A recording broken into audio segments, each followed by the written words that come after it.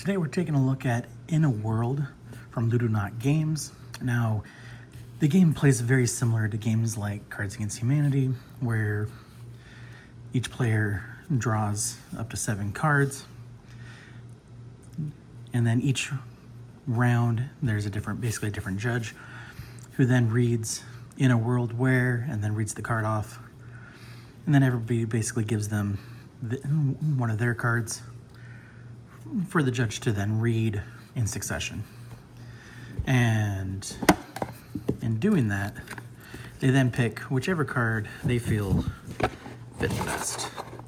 And of course, as I try to get these out, I'm making a huge mess. So the cards are divided into 2 types. You have the We Want cards and the In a World cards. So, using the classic Cards Against Humanity as a reference, the In a World cards are basically the black cards, where you might get something like In a World Where everything is booby-trapped, and then everyone plays their We Want cards. So we want a train that lays its own tracks wherever we conduct it. We want a sumo wrestler, and then the judge picks whichever card is most appropriate. Now, the goal for the score varies on the number of players in the game, and the more players you have, the less points you actually need to win overall. The game starts for 3 players minimum, and goes for really as many as you want. But basically, if you're playing, as it shows here, for winning the game, 3 players is up to 7 points, 7 players is up to 3 points. And that's to basically keep the game shorter and help everybody get a reasonable number of points before everyone calls it a game. Now, we did play this as a family, and my youngest, for her first time playing a game like this, she ended up winning everything.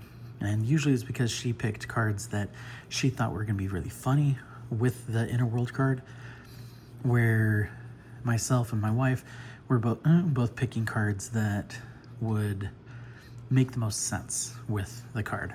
And consistently, the funny card almost always won for us. Now, it is very simple mechanics. Now, my wife and I both agree that the combinations of some of the cards just doesn't make sense in some cases,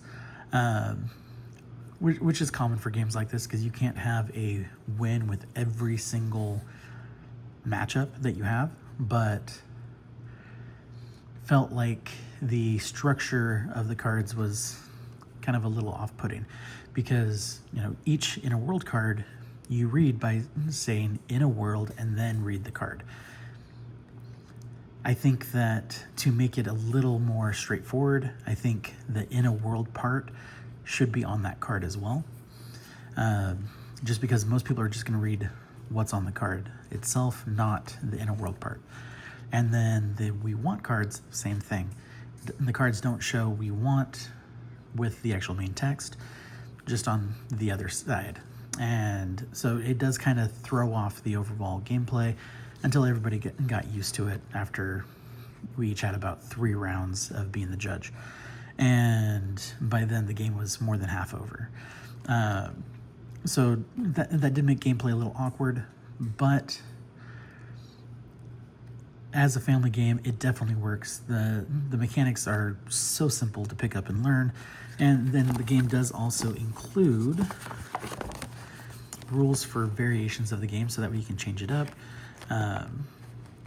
as well as giving different variations to just really make it more unique. And so that way you can play it and experience it differently and not get bored using the same cards. Because with a game like this, especially with the small number of cards here, you're looking at a few play times as a group, basically a few different sessions before you get used to most of the cards that are in there.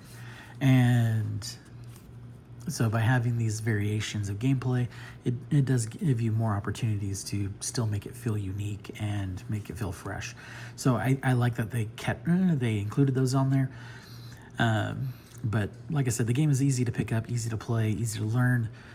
My only real complaint is just the way the cards are formatted, with the inner world and the we wants not being in the actual main text body. But other than that, we had a good time. It was great to actually play a game like this with my youngest, because she's the only one that isn't able to play games like Cards Against Humanity with us when we're doing a family game night. And so she's kind of left out with those just because of the adult themes that are on those cards, where her siblings are both adults, and so it's perfect for them. And so being able to play a game like this with her definitely is a lot of fun. And overall, we thought that this was definitely a good one for the family, and definitely worth putting into an occasional rotation. I just don't see a lot of replayability long term. As long as we have like a big gap in between each play, I think it'll be fine. But thank you to Ludonaut Games for sharing this with us. We really appreciate it. Thank you guys, as always, for watching, and we'll catch you next time.